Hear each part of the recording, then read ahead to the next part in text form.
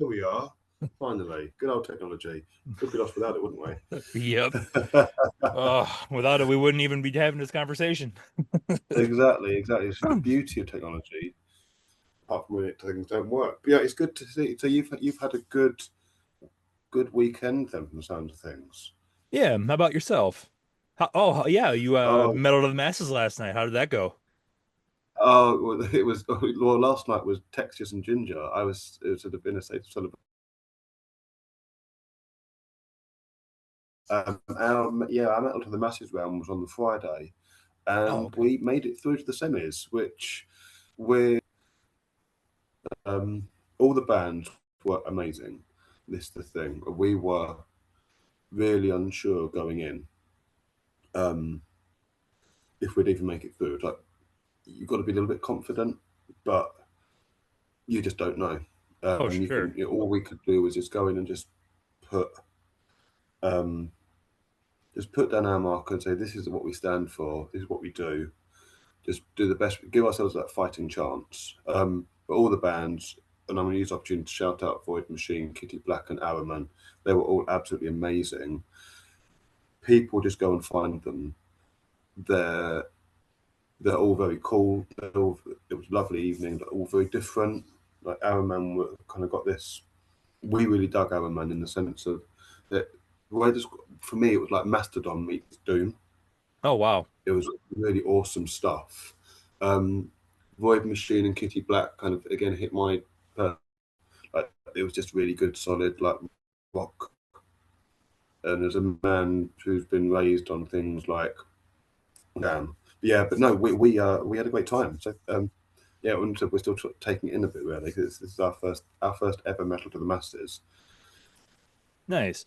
Now, I've heard from other people in the past have done Metal to the Masses, like the Symbiote guys and all that, that in the Yeah. past, the lineup wasn't predetermined. It was determined by the order in which the bands arrived to the venue.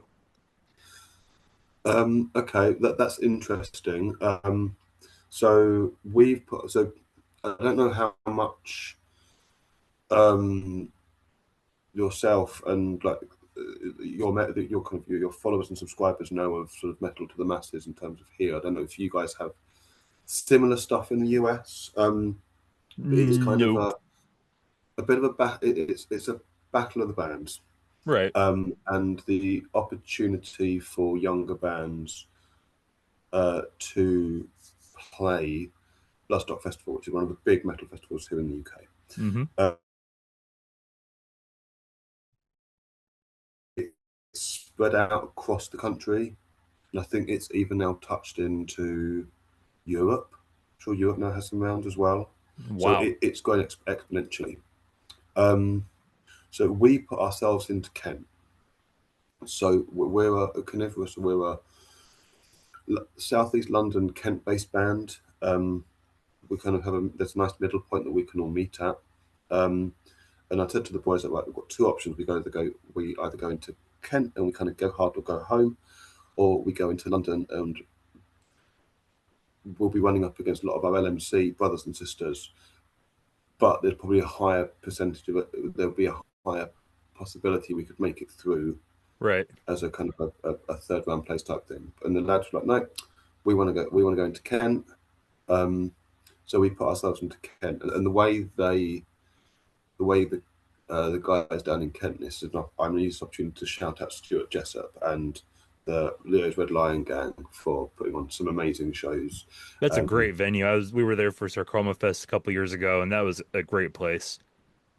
yeah, it's one of at least one of mine and our sort of local venues. Is if I have I think it's a great venue, but I sometimes forget that it's sort of I'd have to leave at a particular time to run up into Gravesend to try and get a last train home. Otherwise, I'm scrabbling for an Uber for a half hour ride. But no, the way they do it is just simply a put it out the hat job. Okay. Um, so yeah, so we got again. I think we got lucky with the draw. Um, we got third on, um, which I think we probably sort of wanted. We wanted a second or third. It's where we want to be on a lineup, or we want to build back up to. Sure. Um, because it's just a nice. I've always found from my experience in being a band that second, third space is almost like a, because you kind of catch people from beforehand, but then you have also got is with at least at Metal to the Masses, everyone's there from the start. They have to be, so you get to play to everybody's fans regardless. Right. So yeah, but I don't know 100% there, well, mate. If you how the London guys, how the London bit does it, but in terms of Kent, it's a classic pull a rabbit out of the hat job. Okay. So yeah, maybe it's different from venue to venue or, who's putting on what. So, but it's an interesting way to do it though. I mean, it keeps everyone kind of, makes you be on top of your game because if you have the opening slot, you're gonna have to go probably a little bit harder than if you get lucky and you get that headline slot. Because by the time you get to the headliner, everyone's warmed Yeah, up, they're ready to go. yeah, it's yeah, it's that it is a real luck of the draw thing. But I think it's funny. Like if we'd got first on, we would have had the opportunity just to make a statement and be like, right, here we go. You can now got to follow us. But I do apologise. Well, we've got a an Amazon arrival, I think, coming cutting through. But yeah, if we'd come on first, we would have played it as any other show. We are first on. We need to. Our job is to get the crowd warmed up, and we need to lay down a marker for. We need to lay the marker of we want to show you what we're made of, Right. and we want people to sit there and come off the stage and be like, "Damn, those guys are good." Um, but yeah, but no. So it's we're through to the semi-finals. We're very excited. We're looking forward to it because we hopefully get to play with some friends and get to play with some LMC friends as well. So we'll see who else makes it through. The Kent area is really strong for metal, um, and again, it's proving it as a scene Oh yeah. again, just metal to the masses. So yeah, Oh, yeah. And then last night was Textures and Ginger here up Kentish Town, and I was very excited by that. I okay. haven't seen Texans for about 10 years, and it was just great to see them back on stage. So, yeah. But no, Um, so but yeah, I'm just up for just jamming, chilling, chewing the cud. So, yeah, that's kind of how I run these, kind of run them more conversationally. It's yeah. keeps everyone a little more less stressed. We can go on tangents and not have to worry about getting off topic. Oh, totally. So, with the Carnivorous, you guys seem like a newer band, correct? Yeah, we are. We are. We've been, so it's what, as a collective, we have a lot of previous band experience.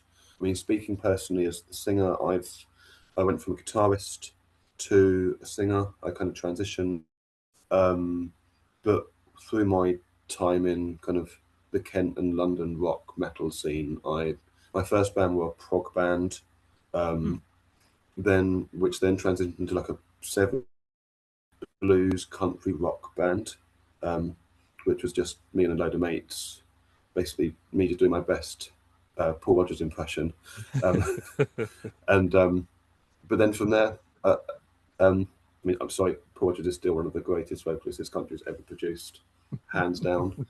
Fight me. He's up there with Robert Plant for me in many ways. And yeah, but from there, yeah, I then stopped for a bit. I attempted to form another band, which only lasted one gig, and then Oh, it happened. And then I joined a thrash band. Um, yeah, and that ended. That came to kind of an end. Um, A natural end or a violent end? Um, it was a surprise from my end for me to be sure, but yeah, so it in some regards sort of I think it was sort of it was a surprise for me, but I think in hindsight, um, probably good for like my mental health and stuff. Sure. Yeah, And that's most important. You can always gotta keep that in check, you know. yeah, exactly. But then COVID happened sort of a few years after I was sort of told out of the blue just to leave for no reason. Um, but but yeah, but COVID happened, and then I just I think it was a beautiful time to get away and not just get out of music, get out of kind of living kind of breathing rock and Right. metal and going to shows with mates, that kind of stuff. Um, I've got a few personal hobbies, like I'm a Warhammer boy. I work to roll dice with mates, paint little models. Yeah. Not as good looking as Henry Cavill, but I can nerd hard. I like my comic books. I like my science fiction and my cosmic Nice. horror and stuff. And my history. But I just miss being in a band. That's always been my big passion. Of is just performing and performing in bands. So I was trying to join a few bands between 2021, and then I just sort of was like, I'm going to form this because if you can't, you might as well do it yourself. If you can't get anywhere, do it yourself. So Right. I collect sort of over a while. We took between 20 maybe 2021, maybe 2023 maybe to find all the right pieces. But I want a little tangent. I apologize for the waffle, but like so as Oh, a sure. collective, we've got a lot of experience in there. My guitarist, Vin, incredible guitarist, had a lot of experience. So he's supported people like Trivium back in the day, and has had lots of kind of experience that way. My bassist Paul, again, has had experience of bands in I think kind of Lancaster scene, um, and knows a few kind of again and knows people who knows people type things. So he's kind of close with Loathe, um, and Kobe, our drummer extraordinaire, literally the embodiment of drummer. Um, but he's very much at times he very much reminds me of a Labrador puppy. Of just like when he goes for it, it's the most beautiful sight in the world. Right. When he's in a happy spot, he's such a good lad. Um, Love him a bit, and but yeah, he's been the one with the most sort of recent experience in the sense of when he joined us, he was playing with a few other bands, sort of deep in the Kent scene, Okay. more kind of covers and things, but physical live. So collectively, we've got quite a broad experience of we know kind of know what to do, but as a band, I'm mindful we're back on that bottom rung again a bit and having to work our way up, prove ourselves, um, hard graft, you know, earn your Right. stripes up and stuff. Um, but yeah, so and again, sort of with Carnivorous, we've been trying to figure out, along with trying to find the right members, it's been slowly writing stuff. So a lot of the EP that we released last year, um, Which was a great EP. I listened to it after after we initially got in contact, and that's some yeah, great stuff on there. thank you. It's yeah, it's been it's a real it was a real kind of moment of passion and love that's been put into it all. Um, we and all of those songs are a small little collective of what we had at the time. Um, we originally did have another guitarist who then sadly had to leave. Life sucks and sometimes gets in the way of having doing cool fun things. Right. So we kind of got a small little batch of songs that we now need to rewrite. That we I think will probably end up going on our debut album, which we're kind of slowly writing over this year, and hopefully we'll kind of go and record. We'll probably go back to Erin Marmot's studio. I've known Erin for years, and I wouldn't trust any personally. Especially when it comes to laying down vocals, I want to be in a nice our very first band together, and he's now in Inquire Within. He's their Lord Bass of Bassingtons. Um, um, I wouldn't go anywhere else personally for my vocals. And I think sort of Vin and Paul appreciate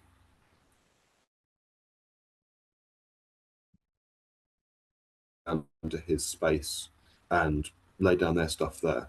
But yeah, but it's been a fun journey so far. Because it's that thing for me. It's been as the singer, like what do we write about? What do we do? What's our thing? Right. And I think that time off during COVID allowed me to kind of slightly read things. What can I do? Have I got anything to say? 'Cause I think that's sometimes the thing as the singer and the lyricist. You're like, I'm the mouthpiece for this amazing music.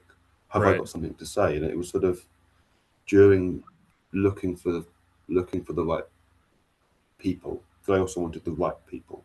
I wanted people I want to have fun with, and I want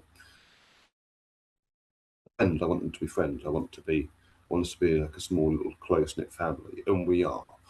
Um, It's like, well, have I got anything to say? And sort of, I think it was during that, I was like, well, we do, I do. I've still got things to say. I've still got things to talk about. And I think that's all sort of coming out on the album. It's on the EP. It's all, I want to write about things that people have not really heard about before, or um, find something. I work in L&D when I'm not playing so learning and development when I'm not playing in a Okay. band, and um, I call it being the son of a teacher. I think if I can find something interesting that no one's ever heard of before and get to teach someone something, um, Sure. It's exciting. that's cool. And I think I just sort of fell into the whole kind of cosmic horror and um, Japanese stuff. I mean, the Japan bit's a bit of a weird curveball. I've always liked Japanese things. I used to do karate as a kid, um, but my it really kind of took off with my wife and I. She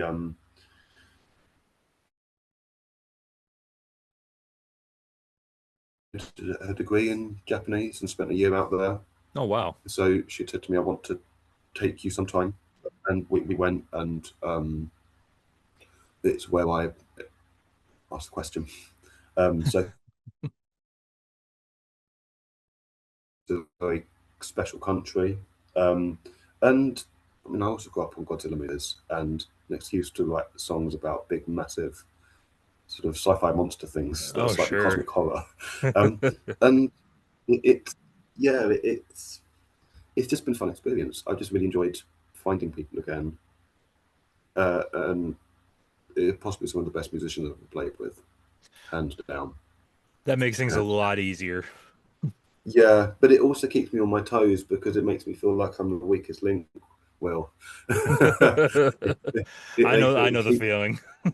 you on my toes. But yeah, but no, but it's just been really good fun, mate. It's been really enjoyable, and finally joining the LMC as well has been fantastic because it means that we can reach into well, we can reach into a new. We can reach and make new friends. I already knew a few of the bands already from my time in my previous thrash band, because the LMC was just starting I um, as me and that band's time came to a rather Abrupt sudden end. end, abrupt end. Yeah, yeah, yeah. She'll say no more than that. Um, so when I came back into it, there was a lot of bands there who I already knew I'd already played with in some shape or form. But yeah, but it's just such a fantastic community. Well, Yeah, I don't I know what love it's it. like over in Chicago, but Nothing like the LMC. The LMC is such a unique, awesome beast. uh, The Over here, bands are a lot more in competition with each other yeah, instead of trying to collaborate and work with each other and bring everyone up. Um, Mm. whereas like when I came over initially to England with St. October a couple years ago, we toured with Secrium, and Yeah. I'm a photographer, so I play guitar, but I'm terrible at it, and I'm not much better at taking photos. But they brought me along anyways, and um, just the entire LMC community, every band we played with was it was like they everyone treated us like they'd known us forever, and it was just love and family and acceptance, and like we found our home, you know. Yeah. It was just and I've kept in contact with so many of the guys from the LMC, and now here I am. I've started a new podcast, starting from the ground up because I had to leave previous one for abrupt reasons, and so like the first couple interviews I've had have been LMC bands with Morton from Levy, and then I had the Symbiote guys and you, and then I've got some more coming up here soon, hopefully. And it's just like, man, I love everybody, all you guys over there. You guys have all just been amazing and have treated us like family. So, And I'm glad to hear that. And we I mean I personally have seen it inside. They're a great community, and I'm really honoured to be kind of a part of it and do something in my own small way to help out. But it's yeah, it's and I mean this is also, I mean, this has allowed us to have this conversation, and like from a, this is like my first ever sort of podcast in a kind of in the new in the new way of doing rock and metal. right. I'm kind of, I'm of that still of that age, Will, where you kind of, and it's still kind of in my brain that you plug hard at gigs, sort of. I sort of, my teenage years were the big new metal years of '99 to 2000 and something. Yeah, same here.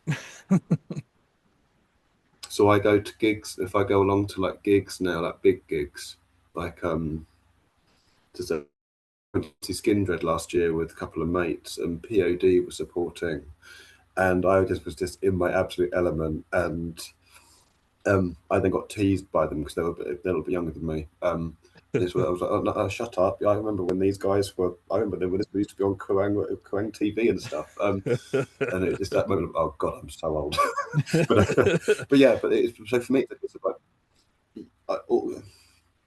the social media technology stuff. Is I and we as a band are still sort of trying to learn. And this, in this sort of conversation, this sort of stuff, and this is my first proper dabble into like into the US, um, Sure. and I think the best I think had previously was, I think we, my previous thrash band got a song played on some random American radio station somewhere. Um, Interesting. I don't quite, I can't remember who it was for and how it was from, um, but no, but like even this, like I'm and sort of, I hope that kind of this conversation again helps you and helps you build your community, and I hope it kind of gives, it allows all of your friends and your listeners and subscribers to try and go and find new music, because for me that's like the key of music, right? Is it's art form. Right.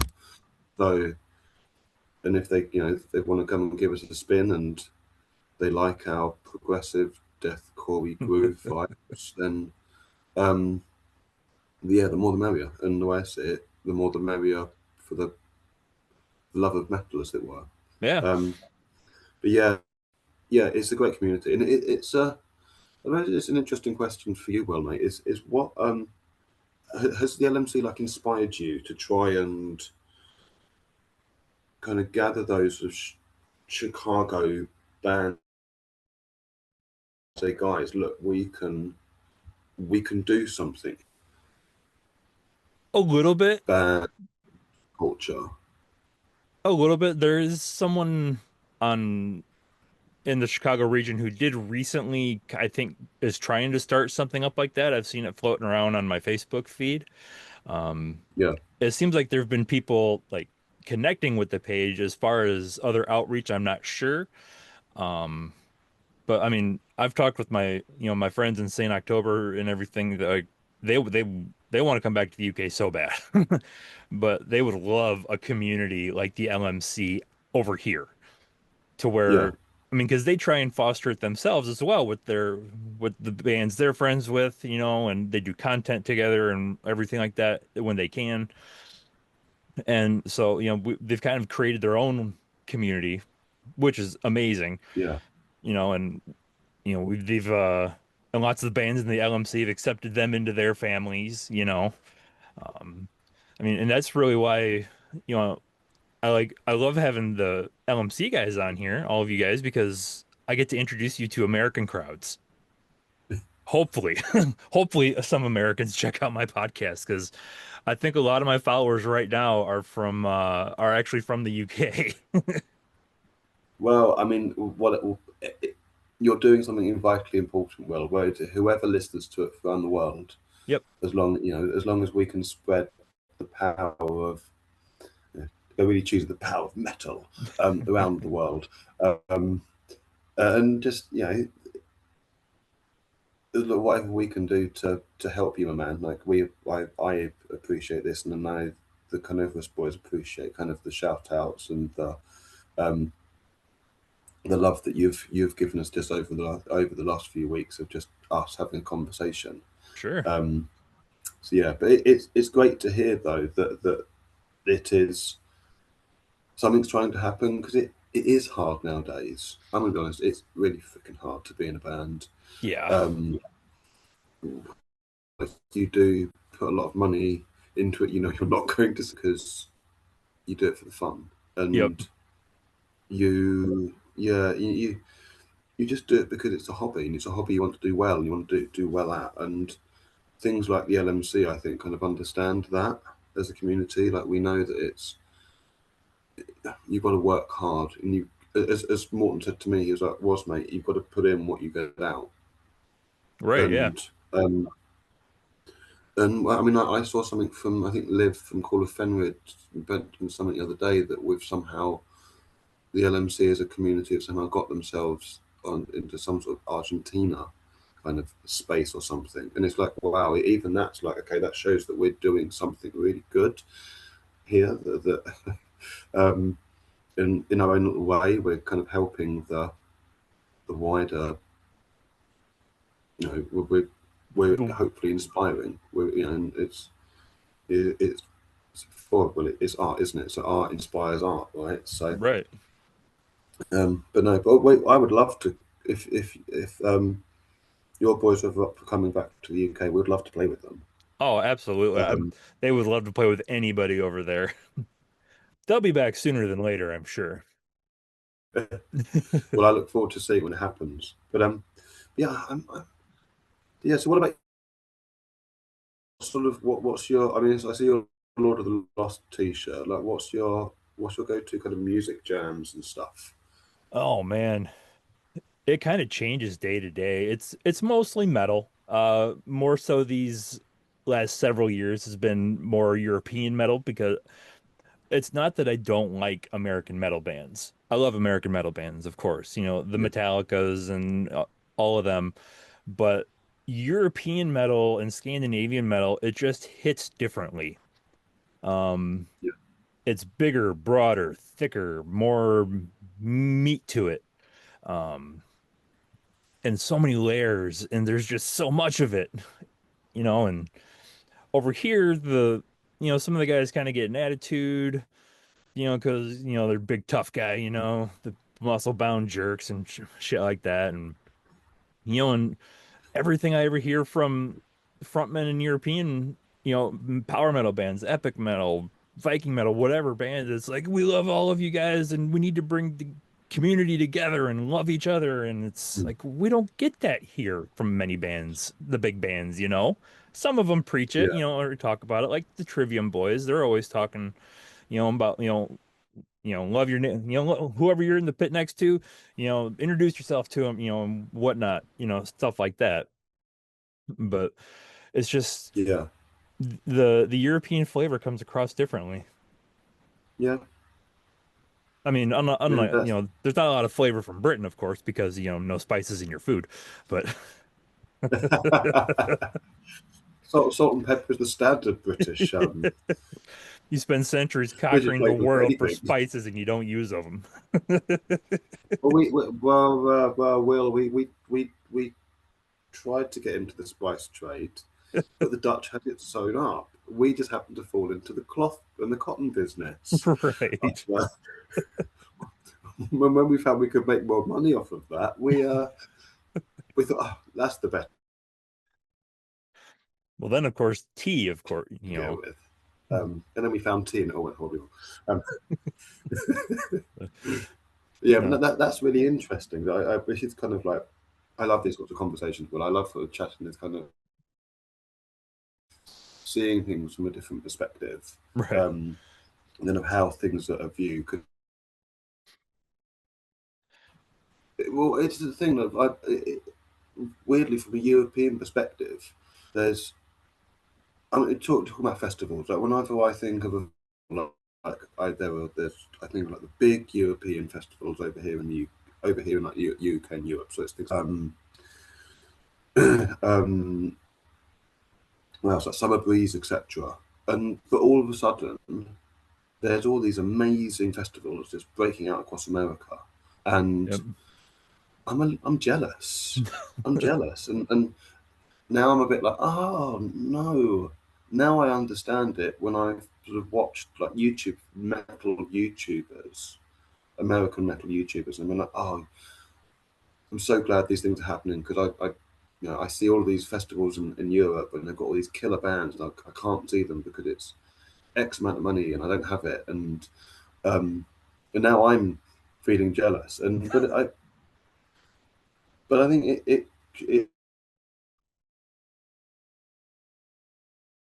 even though you look at a lot of the big bands that I love, like I love my like they've somehow cracked America, um, and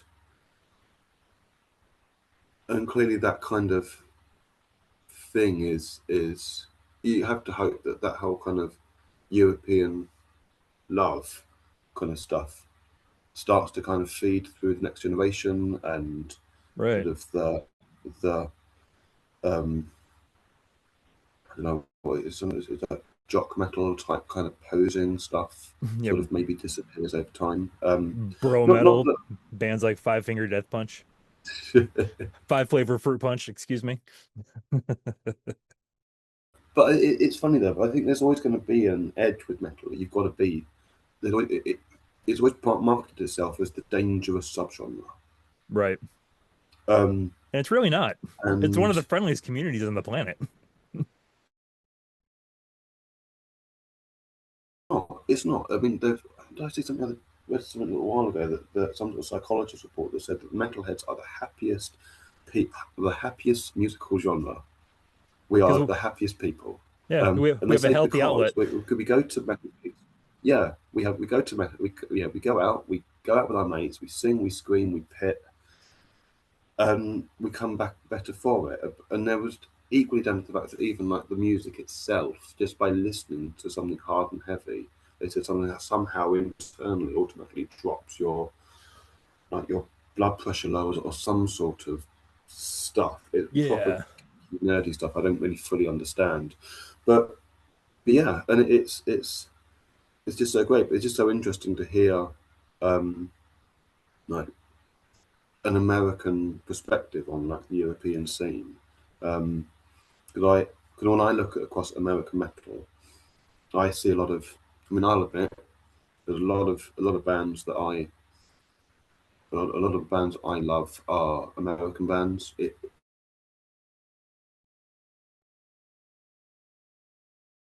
know, when we invent metal in London and Birmingham, and you guys find it, and you're like, oh, this is good stuff. We like this, and then we'll run with it. And then you weirdly kind of transmute it. Um, a lot of the bands I love are American. Like I'm Pantera Boy. I love my Down. I like a bit of Trivium. I think their first album is absolutely mint. Um, Well, Big which fan of Lamb first of God, album from and Ember to Inferno or Ascendancy? Oh, Major label Ascendancy. debut But or okay. for me, it was Ascendancy. So for me, that's their first album. Okay. But Ascendancy is incredible, um, absolutely incredible. It still blows my mind. And Matt is an incredible guitarist, and just seems like he's such a nice guy. He's one of those people who you just see, you're like, I feel like I could go down the pub with Matt and have a good few beers and have a really good conversation, and um, you end up sort of being firm friends. And even now, I mean, I kind of look at us as a band and who we get inspired by, and probably again, it's a slight case of musically. I think there's a lot of American bands in there, a bit of European, but also a lot of American bands. And even I think even sort of you guys weirdly projected back to us what a front like, through a frontman what it should be. So that kind of aggressive, I don't want to say aggressive, it's not quite the right word, but the hard guy. Sure. When I think of when I think of frontman, I'm thinking of guys like Phil Anselmo. I'm thinking of Randy Bly. I'm thinking of guys who are like Randy's the nicest guy in the world. That's what I've heard. But when he's on stage, he looks like he's about to jump down and kick seven bells at me. Um, and um, and that kind of when you look at that and you look at all the metal bands, how they stand, how they hold themselves. But anyway, that's a sort of a side thing. But even like the power metal over in America, I think is different. It hits differently. It kind of Um, does, yeah. I mean, I love European power metal, but my mates and I we sometimes call it happy metal Yeah. because it's all the same thing. It's same thing. It's all in the major key. Um, that it's always about generally about dragons and D&D quests and um, sort of tradition. Yep. That You is go the and hit the gym for a stereotype. few hours. Yeah, and you've got to have a woe in there. You've got to have a woe moment. And a key change. It's Of always the course. last. It's to go the same way. It's got to be the final bit. It's that classic case of chorus to bridge to key change for the final chorus. Um, but when you listen to like, and I've got a few American power metal bands on my iPod. Yes, I still use an iPod. Well, I still use an iPod. I They just hit differently. There's a different intensity to them, um, and it sort of in a weird way they yeah. There's just a different sound, and it's such a nice perspective when you're kind of in Europe. You've got a lot of happy stuff, and then sort of the American stuff is a bit more. I can't. It's harder, and it feels more. At times, feels a bit more like a bit more nihilistic in its kind of sound. It's sort of deeper and darker, and Right. the lyrics are still the same, but the music feels that slightly darker. It adds a different element, which I think is really great. Now, who are some of your favorite American power metal bands? Oh, big fan of Nevermore. I think they're coming back, aren't they? Nevermore. Um, is it? I love Iced Earth. Is it Is it still too controversial to say I like Iced Earth, even though Uh, stuff went down? uh, Um, and I'm are they gonna a power say metal band? I'm not I'm gonna say saying you liked Iced Earth isn't controversial anymore. I mean, it was. I mean, it comes down to the whole separating the art from the artist thing, you know. Yeah, And like I did that with Lost Prophets years ago after yeah. the whole Ian Watkins deal. And like after finding out he was just recently killed in prison, I'm like, I feel okay listening to their music again, you know? I will say with that, like I still think Shinobi vs Dragon Ninja is still my favorite song of theirs. It's still the one I really like. I was never really a big I was never a big Lost Prophets fan anyway.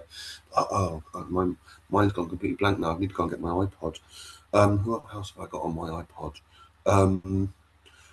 the problem is it kind of tips slightly into kind of the prog sphere as well. So who Okay. have I got? Pyromaze is on there. Um, uh, Have you ever heard of Lords of the Trident? Lord of the Trident. I think so.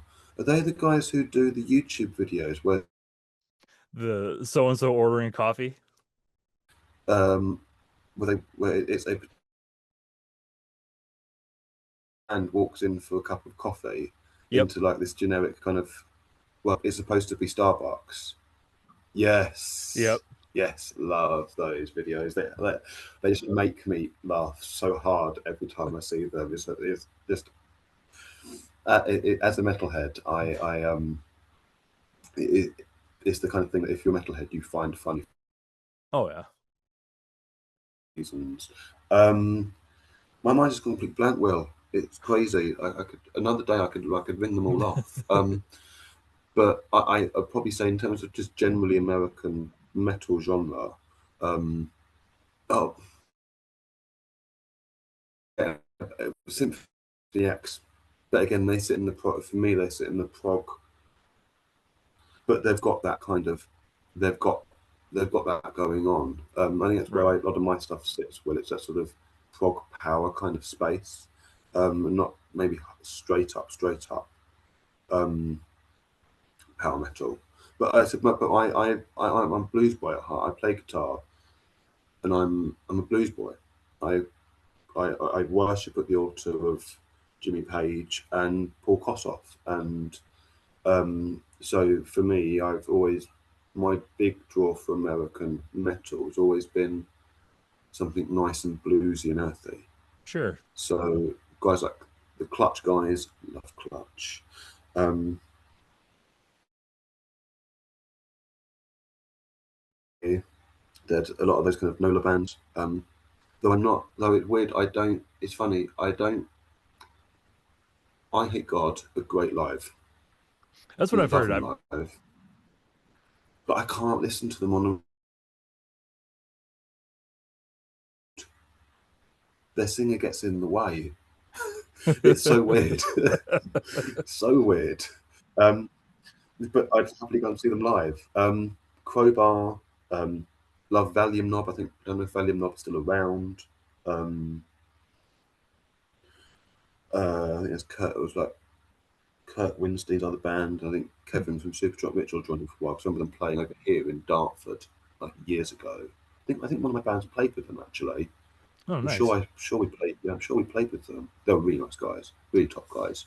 Um, yeah, so a lot of that kind of deep south kind of band stuff. So yeah, your Panteras, your Corrosion of Conformities, Clutch, um, Lamb of God. I suppose we'll kind of chuck throw them in there as well as sort of groove metal. Right. Um, They were anything with a kind of bit, the big hits of groove, what kind of put groove metal into the mainstream here in America. Lamb of God yeah, was. yeah. Well, I mean, they were the founders of the new wave of American heavy metal, weren't they? So them those guys and Shadows Fallen and stuff.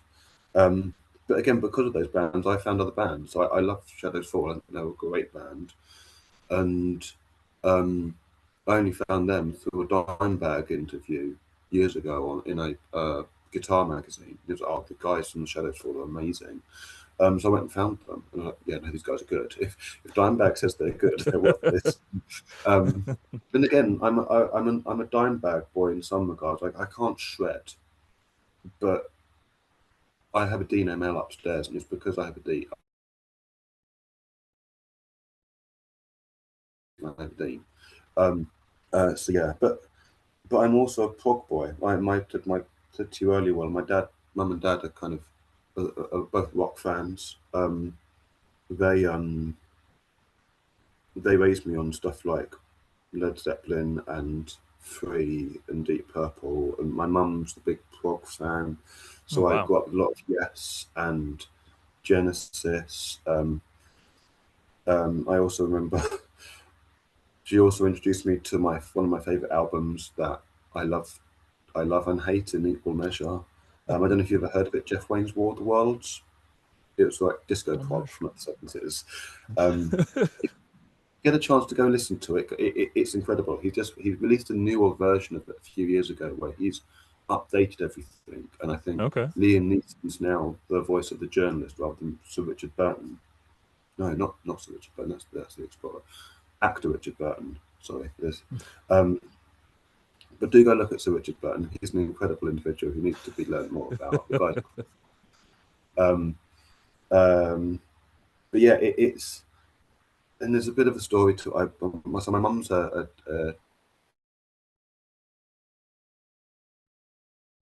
was a nursery teacher, and I remember one time we went into school because you had to meetings, and she were leaving, and the school orchestra were playing the Eve of War, which is the big track, or the big opening track of the album. Oh, they're playing that. So me as a 5-year old, I go home, I'm upstairs playing with my toys, and I come downstairs, and I remember hearing that music, and then I said to her, Mum, what are you listening to? And she said, oh, I'm listening to this. And she shows me the picture, and it's the big Martian fighting machine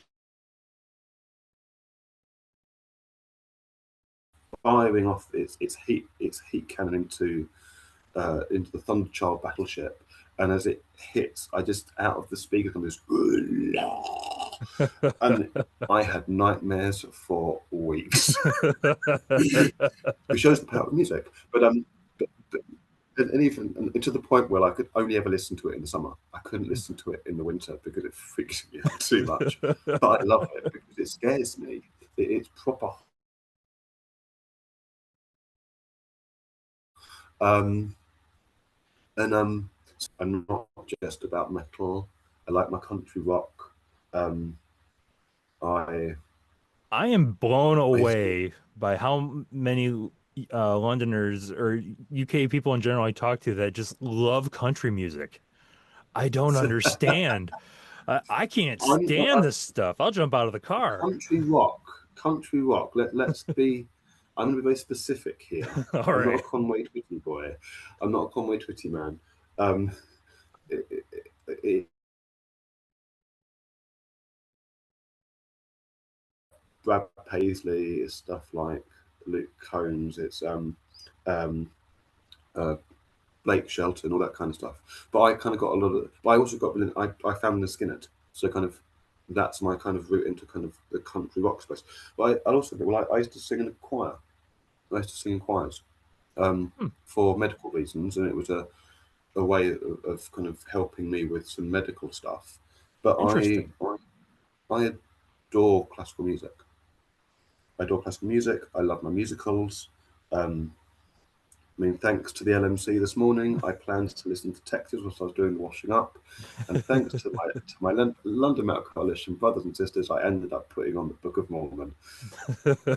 I've heard that's a great show. I have not It's seen it. I've always wanted to amazing. see it. If you get a chance, I don't know if it's on in the states over in, I don't know if in Chicago's version of Broadway or anything, I don't know, but if you get a chance to go, It it's tours very around. yeah.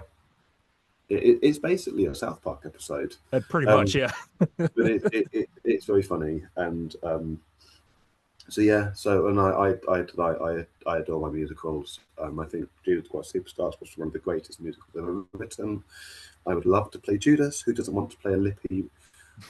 Who doesn't want to play a slightly lippy, Right. um, and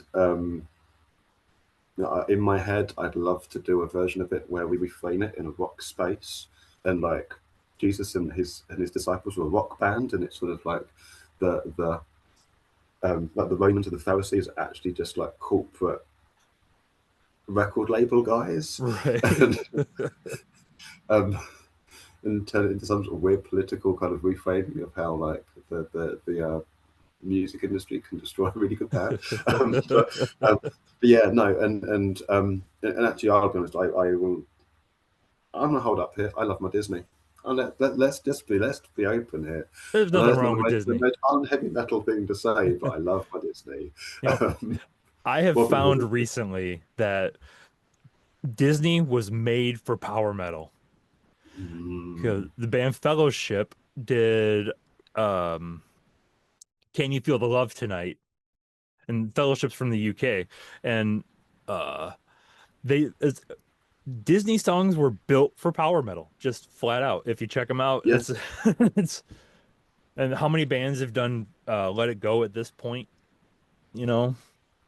I there's a guy I've seen on there's a couple of YouTube video of YouTuber kind of metalhead like the metal singers, a guy called Dan Bask who's done some epic covers.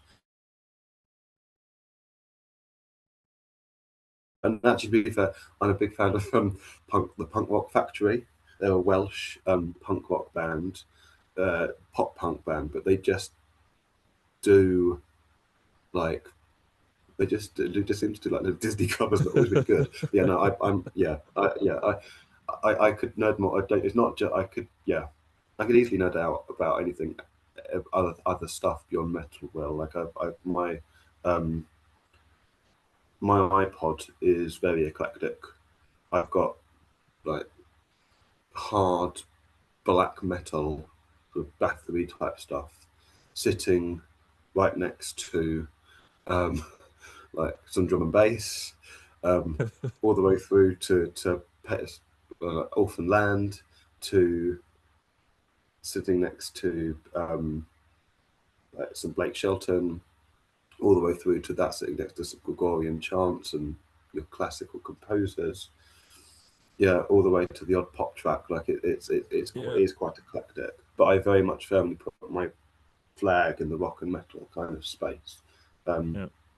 I'm so kind of yeah, the same way. If you go through my liked songs on my Spotify, um, you'll have everything, so like Metallica sitting next to In Sync, sitting next to Cannibal Corpse, sitting next to um shit, No Doubt next to everybody else, and it's like I don't have any guilty pleasures. I like what I like, you know? exactly. And and I know they sit there and say, yeah, when you hit the age of 30, you kind of they say hit the age of 30, and your musical taste settles. You're not really going to find anything new. I disagree. I think if you've got quite a wide eclectic musical taste, you will find something new to listen to. Oh yeah. Now, I'll admit, well, I do have my limits. I don't do grindcore. Um, Grindcore's rough sometimes. I don't. It hits that decibel for me. Like this isn't music; it's just noise. Right. Um, Weirdly, but in the weird flip space of things, I'll sit there and be like, "Oh, this band are really good. They're really poppy and really light." And then you've got a friend of yours who'll be like, "What the hell? This is really heavy. This is not light at all." I'm like, Right. oh, it is. I'm sure it is.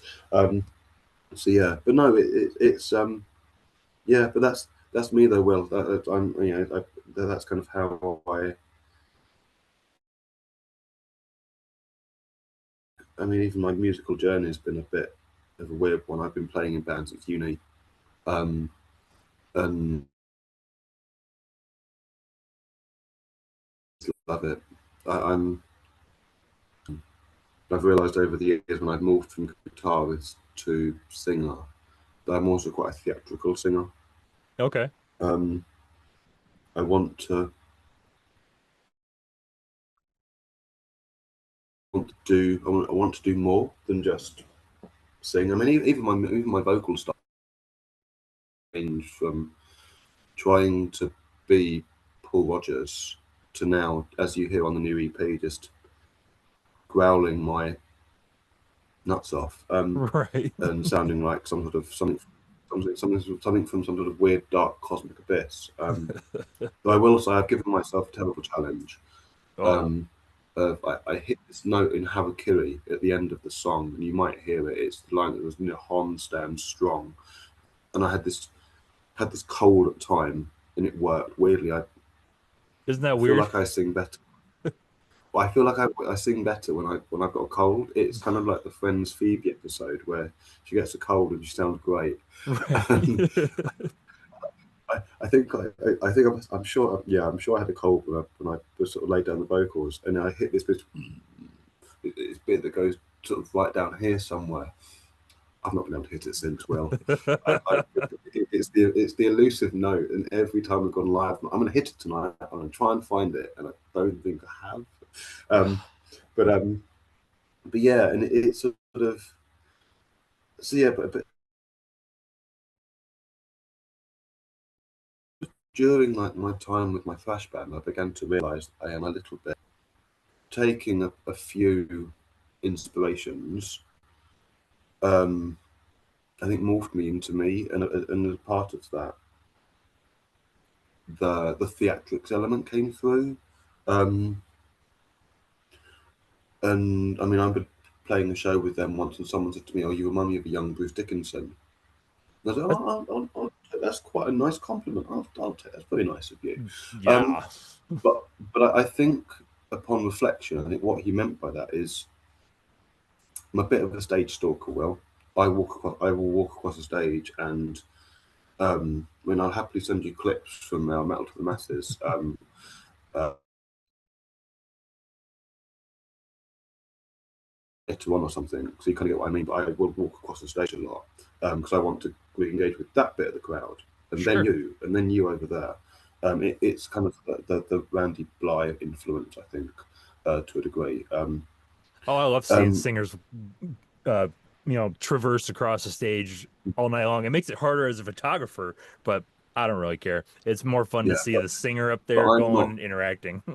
Yeah, and that's my job is to work with people. And but as during my time that band, I was trying to sort of because of the name of the band, I was like, okay, I'm going to try and play into this. Let's try and make a bit of a concept of it because the band themselves, they had a bit of a the moment where they were a thrash band, the moment when I heard them when they were a thrash band, and there were moments with other songs where they sounded a bit more like kind of like a thrashy iced earth, and I think that kind of there was an influence there. They wanted like an Iron Maiden type kind of uh, character or sort of mascot type thing. So like how Ailstorm have got the little rap that's on all their albums, and obviously we all know Eddie.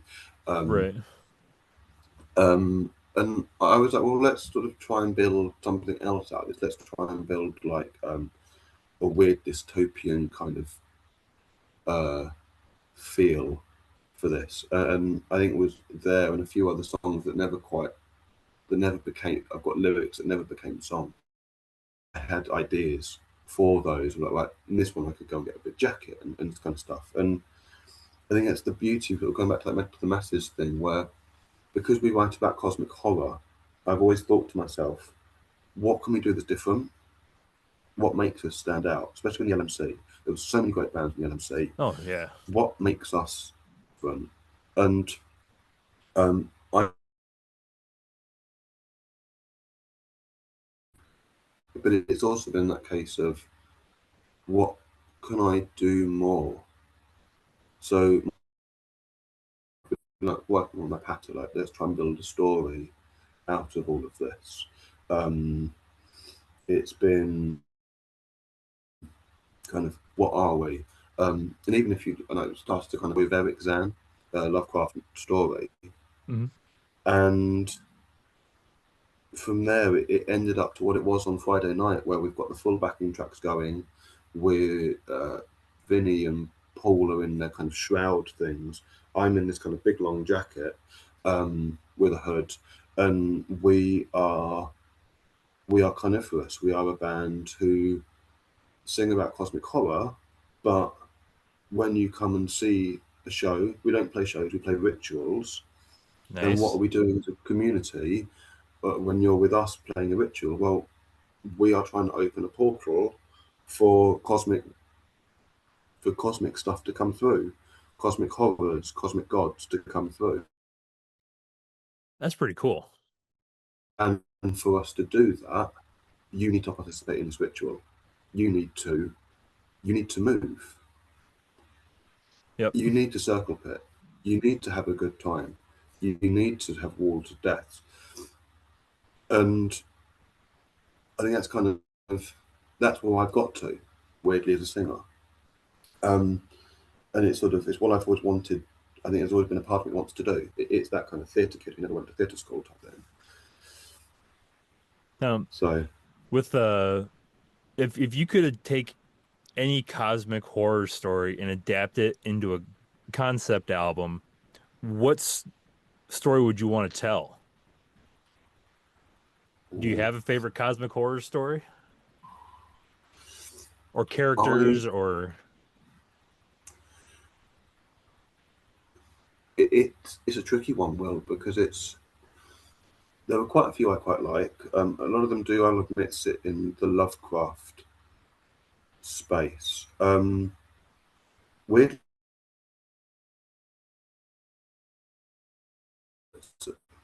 I think if someone had to put me on the spot and say, what would you do? I probably would actually lean towards the story of Eric Zan because it's the inspiration. It was the light bulb moment for me of like, that's what I lean into. And okay.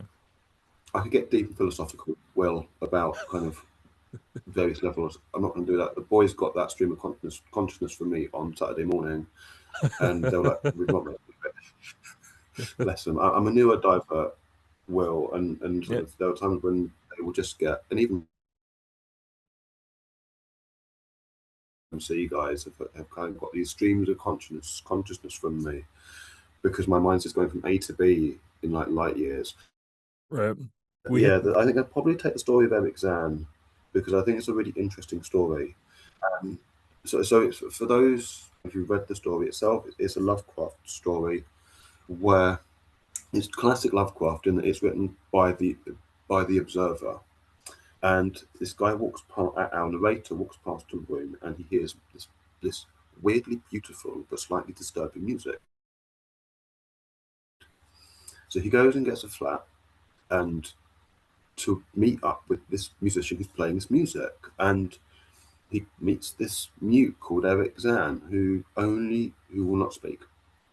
hmm, He will only talk to you with on a notepad, just just scrawling. And he hears over the course of the evening, or over the course of the time he's staying there, this piece of music always gets played at various times of the day, night and day. And he then begins to, through conversations, he begins. They begin to realise that Eric is is possessed, for what it was. sure. This piece of music came to him in a dream, and he is compelled to play. He has to play.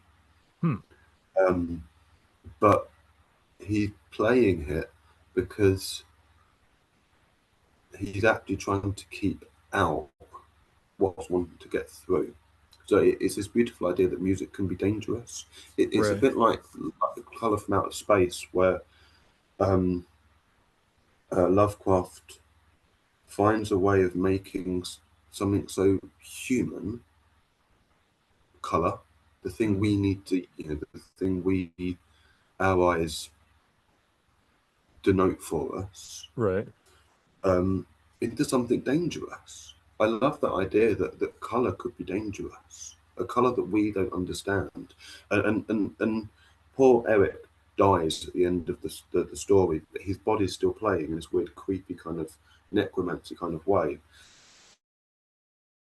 He says to our storyteller is, do not hum this tune, because if you do, you get it then sticks in your head, you get infected, and you then become insane from the music. Okay. And from my perspective, I was like, this is, this is, that's the key. That's what makes us different. Yep. That we are affected by this. We have listened to this Eric Zan piece of music. It's come to us. We, we're now part of that cosmic void. I think there's a little bit. I'll admit there's a little bit of Emperor's going to go on a bit of Warhammer nerd out here, but the Emperor's Champion army have a group called the Noise Marines, and they have a very similar ideal where um,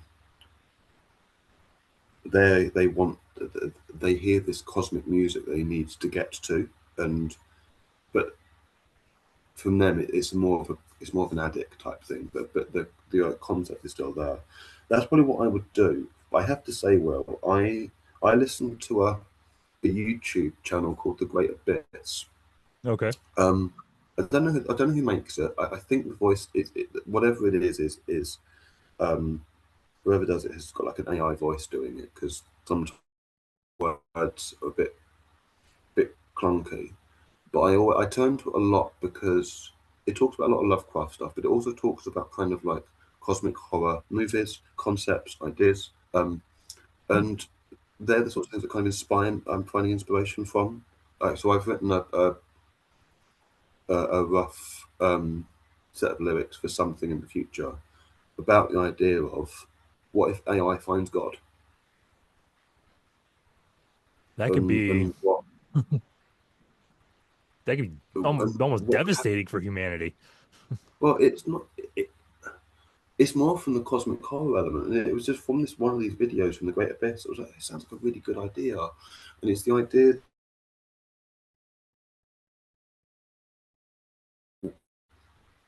we created AI. You know, and this goes back to things like Frankenstein, all this kind of stuff, and he then so AI will find AI. We create AI.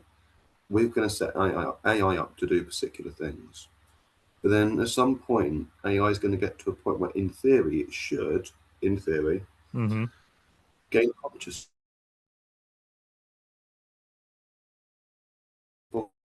form. It's then going to want to try and find its creator in the same way that I think we as a species want to. We we are we're basically leveled up apes, um, Pretty much. but we still want to find we still want to find a creator of some kind. It will then want to find creator. It it calls out the into the void in the same way that we call out to a higher power, but it doesn't answer back. It then begins to realize that my job is to 0 1 0 1 0 1. He said, does it then go mad? Does it then have an existential crisis? And I was like, that's such a cool idea. Yeah. The idea that AI could potentially, and it weirdly becomes a cosmic horror Right. story because AI having an existential crisis. It's a great idea. Well, It's a bit comic, but it's a good that idea. it kind of reminds me of something I've been seeing lately. I haven't looked up to see if it's actually true, but allegedly AI has created its own social network to complain about humans. I don't know. Well, It's I'm called like be honest. Molt Book or something like that. It's like, I don't know. I have no. I will be honest. My AI knowledge is a bit is very limited. I've got friends of mine who are more in, who've got a more of a better grounding of it than I do. And one of them was trying to tell me about quantum computing the other day, oh and geez, I had no clue. I that's was an just like, entirely different universe. yeah, God, yeah. But it doesn't fully surprise me. But I also a bit well, like I grew up on science fiction like Terminator and Sure, Matrix. RoboCop and Being a science fiction boy, I have learned from day one you do not trust the robot. Do I? But yeah, I mean, yeah. So kind of to go back to that point, I suppose it default to if I had to sit down and make a turn one into a concept song, I'd probably pick that. But said through other inspirations, it's just a lot of cool. I'm finding a lot of just more cool cosmic ideas. sure. Um, so what's the the other day I found, and I just had to like message my wife and be like, "This is a really cool idea." Bless her, she puts up with a lot. My wife, she does put up with my streams of consciousness a lot. Um, and it was this like it was a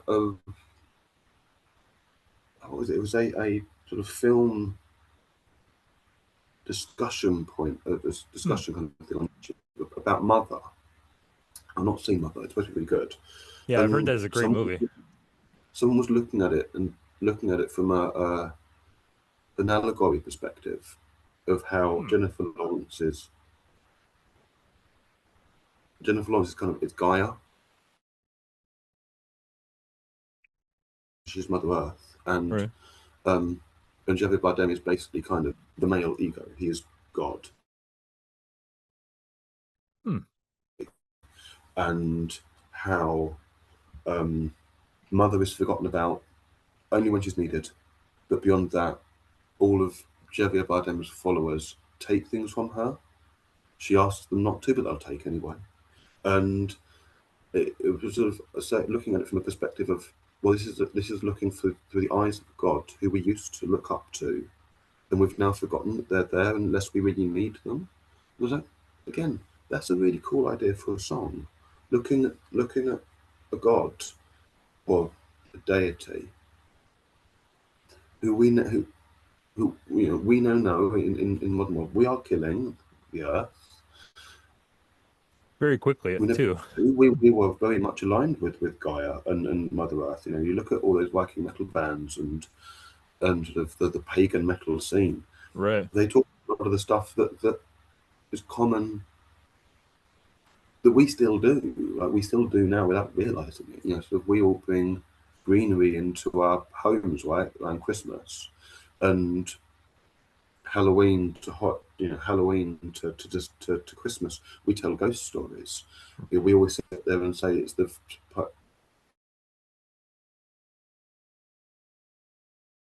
veil between our world and next to it is most thinnest, and it's always been there. And I just love the idea of potentially YK who's forgotten about, but is only ever really seen, and we remember them once in a while. Right. Um, got deep and philosophical. I'm really sorry, Will. You've That's come to okay. talk about metal, and now we're going down deep theological roots. This feels like a therapy session slightly. That's why I but run these conversations. but Like yeah, no, tangents don't matter. exactly. But yeah, no, it's I think that probably would be it. That'd be my answer. Um, but again, that then ties into my for me with coniferous, um, where yes, I'll admit there was a song that will probably rock up on the EP or on the album. That's the Token Cthulhu song because it's kind of got to be done right. We and there'll be another track on there that will probably it is Dagon. We're playing it live at the moment, um, but we're not in terms of the story. We're not aligned to a particular cosmic god. I just like a vessel of just talking about some really cool ideas. You Right. know, um, it's me writing science fiction. Will it's me writing science fiction and sort of sci-fi horror stuff. Um, but yeah, it's because I said, well, where do you want to move on to next? Well, it's funny, say writing science fiction and everything and talk about cosmic horror and then, the theological side of stuff. And it's like, man, you might be the next L. Ron Hubbard. Oh God, no! Oh God, no! No! Um, please not. Um, Boy, that'd be a hell of a curse, wouldn't it? but the thing is, his books are really bad, though. His books are terrible. Well, there's a Who reason sat he there? cranked out dozens of them. But it's like, who sat there and thought this would make a really good idea for a religion? I had someone said to me once, I said, "Oh, what, right up your street?" I'm like, no, no, no. It's it makes a cool Alien vs Predator movie. Right. um, it it is. I did histories for my degree, so I'm very much a case of no. There's scientific reasons behind this. We could, it's the whole ancient alien things of like, oh, the pyramids were built by aliens. Nah, mate, look, Right. maths to show we could do it. They actually did it, and they're smarter than you think they are. Um, but yeah, And there's actually new theories on how they built the pyramids. They potentially built them from the inside out. yeah, no, honestly, Will, I will never turn into God, no. Yeah, I think so. And even the way they moved them, but that's a that's a different tangent. Well, Yeah, it's a possibly another day to talk about that'd have to be an in-person one, I history. And think. I love my history. Yeah, and it's I mean even on the EP, like Harakiri is my sort of token history song, um, loosely based off the movie, which is great. If anyone's not seen Harakiri, I would recommend anybody who's watching this, and even yourself, well, to go and watch it. It's brilliant. Okay, I'll put that on the list. It's but it's all about the ritual of Harakiri, and um, it's my token history song. And I'd like to use more history in our writing because I do like it. It's one of my other big passions. But Sabaton and Serenity have kind of got, and Powerwolf have kind of got the history thing kind of wrapped up right now. Um, Yeah, I think so, Sabaton kind of nailed that one. if, well, yeah, well, they nailed the military history bit. And I'm also going to give a shout out to Civil War as well. We're talking about that as well because obviously they just talk about the American Civil War. Yet no one's done the Revolutionary War yet, which is quite interesting. Um, I think you guys are just trying to forget about that one. sorry, the War of Independence. It's interesting. Like they sort of, it's not taught in British schools, really. Well, It's that's because you're responsible for like 200 Independence Days around the world. we but in terms of like it's talking of the American sort of revolutionary stuff. Like it's very much not.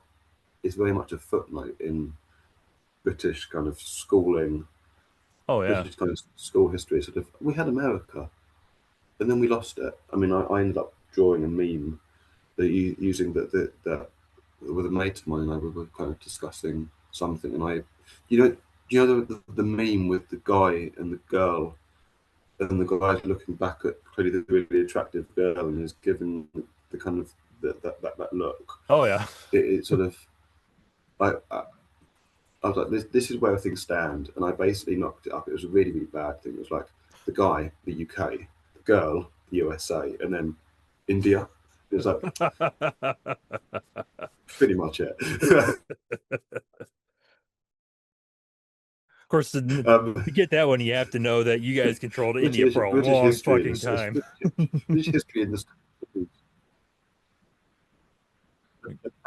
Yeah, but but no, it's but yeah, they've got it all summed up. But I would like to, and again, that thing of like the the kaiju stuff, I kind of want to bring in, and the Japanese yokais, I kind of want to bring in. But it's different. Yeah.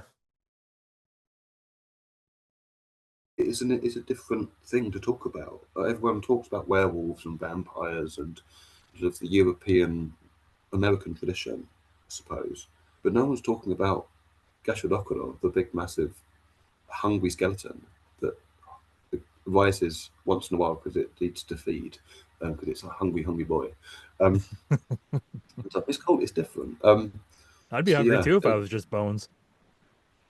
yeah. He's you'll hear Gashadokuro before you ever see him. And if you hear the bones rattling, well, run. It's too late. Just run. Just run. Run as hard as you can, as far as you can. It will not stop eating until it's fully satisfied. Oof. Um, um, but it's different. It's cool. It's something that not many people touch on. I'm like, well, and I think it goes back to what I was saying earlier. Of like, if I can find something interesting that no one's ever heard of before, and I can teach somebody something new,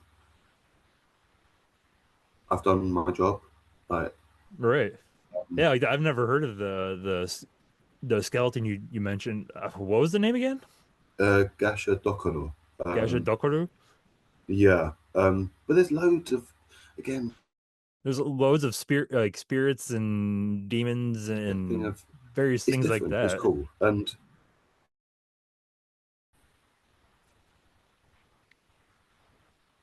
I think you've broken up a bit there, Will. Sorry, Oh, might have missed that, sorry. buddy.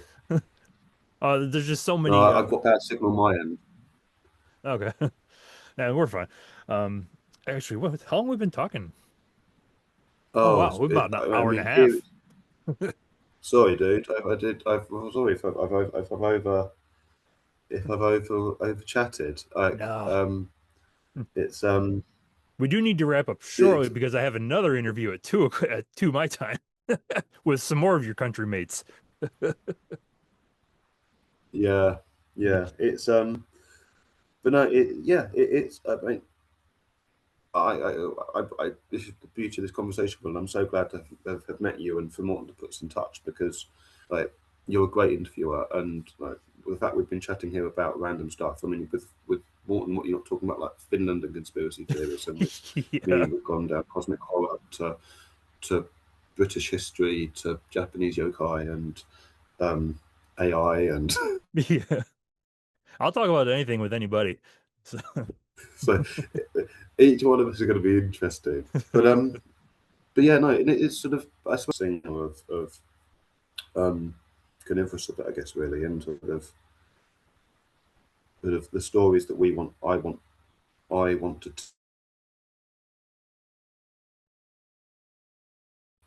um, to how kind of the theatrical side plays into all of that, and I mean, I think the other day I realised sort of parameters of, like I was saying earlier, like we do rituals, we don't do shows. right, We together we conjure, but the way you do that is by having a good time, because I want to put on a show. My job is to entertain, right. and my job is have you have a good time. Um, whereas Sleep Token, we're not Sleep Token. I was saying no, we are not Sleep Token. I love Sleep Token. Um, they where they kind of use a it's so interesting the thing where they use kind of like that whole backstory of Vessel and Sleep Right. um, to write really good progressive metal songs. And for me, they're a prog metal band. They're not a pop band. I don't gatekeep with them. Um, it sort of, I suppose we're the same thing, but it's that similar thing with in me of like, well, I want you to have a good time. I'm just giving you a vehicle to have a good time. It just so happens that I'm trying to tell a story that's sort of a bit more kind of a bit darker. Um, so, so yeah, it's that's me. That's my story. The boys are great. They're some of the best musicians I've ever played with, um, and musically, like every time that we're in a position now, we're waiting for our semi-final date to come through, and we're now talking about the set list, and we want to put a new song in that for me was inspired by the manga Berserk. Or, I think I don't know if you've seen the Slaughter to Prevail video, Bearhat, Uh, Bearheart. It's I off don't the think I new have. album. No, I haven't seen the. But go and check the video. It uses the original manga film, which is pretty brutal. But it was inspired by that comic, by the Berserk comic, um, and we want to get that. We'd love to bring that in. Love to try and be in a space where we can roll it out live. And I think there's a desire to get it in for the semi-finals. Um, if we do, we'll have to wait and see. I'm not. I would never put something in if it doesn't feel right. It's got to feel good. We've got to feel comfortable playing it. Right. It's got to fit with the But flow now, and yeah, but we've got to take something out. And now we're in a position where it's like, so what do we take out? And I think we've learned that when you write bang on when Vinny seems to be able to absolutely drop bang after bang of a riff, um, when you realise that every single sort of song has is sort of like a banger potential, that or at least from our perspective, we feel like it's a banger. Um, sure. and we had we I think we love as the seas boil. Um, but weirdly, it's not been the track that we thought it would be. Kaiju and Harakiri have been for a lot of people like these are your these are the bangers off the EP. Uh, but yeah, but we've got to take something out, and it's sort of like, well, what do we take out? And then now you're like, well, we take that one, but that one's really good. Take out that one, but that one's really good. Um, It's like trying to choose your favorite child, which I do have, we've but I'm now got the fun and games coming for yeah, what do we take out? What do we do? So yeah, but no, they are. They're, I'm hopefully we could do another at some point and try and bring in some of the other boys as well to chat and stuff and whatnot. So yeah, I I don't. I keep chatting, but I'm also very mindful of time and stuff. Well, so like, I mean, yeah, we'll call it here. yeah, I'm trying to get over for Coalition Fest this year. I'm not sure if I'm going to be able to, just with the world climate, political climate. Because I was there for Coalition Fest last year, which was a great time. But well, so hopefully we'll be playing that this year. We have put ourselves in play it. So hopefully, if we are on it, and you can come across and kind of catch us live and um, see what you think and bring us back to America, mate. oh, of course, I'll be bringing you guys to America anyways, by sharing you on my page and everything like that. So I do what I can to spread the UK across the US, or at least through Chicago. And I you're doing a appreciate. fantastic job, Will. You're doing an amazing job, mate. Well, thank you very much. I appreciate that. And you're doing an amazing job with the tunes as well. I mean, the tunes are great. I can't wait to Thank you. someday experience them live, because someday I will. Whether it's me coming Just over for just Coalition prepare to Fest, get involved. it sounds like I'm gonna have to. So we've passed. Yeah, well, I don't, I don't know if we're going to play it yet. We'd love to. We have put ourselves in for it. But yeah, it's I like to get the crowd involved. I'm a bit of a chatty front man. Um, I check in on my crowd, all that, which some people have said is quite weird in the current metal climate, where a lot of bands don't talk to their audience, or at least a lot of big bands don't talk to the audience. I still talk to my audience. I check in on them, I make sure they're okay. I get them to do. I try and get them involved, raising hands, clapping, all that kind of stuff. Because it's important. You got to have a Oh good yeah, time. yeah. So, It was so like if you that do last come night. across, yeah. So if you do come across and you're playing, you if we are playing Coke and you do come across, then just be prepared to clap and dance and move and have a great time. Oh, of Um, course. that's all I want. That's all I want people to do is walk away with a good time and smile on their face. Which clearly people did on Friday because we seemed to gain a lot of new people. That's amazing. So we did. So clearly, from our perspective, that's great. The the the merch side showed that we made a lot of new people Nice. since we've been gone live with the merch. I've seen so much made, so many people buy our stuff, which has been great.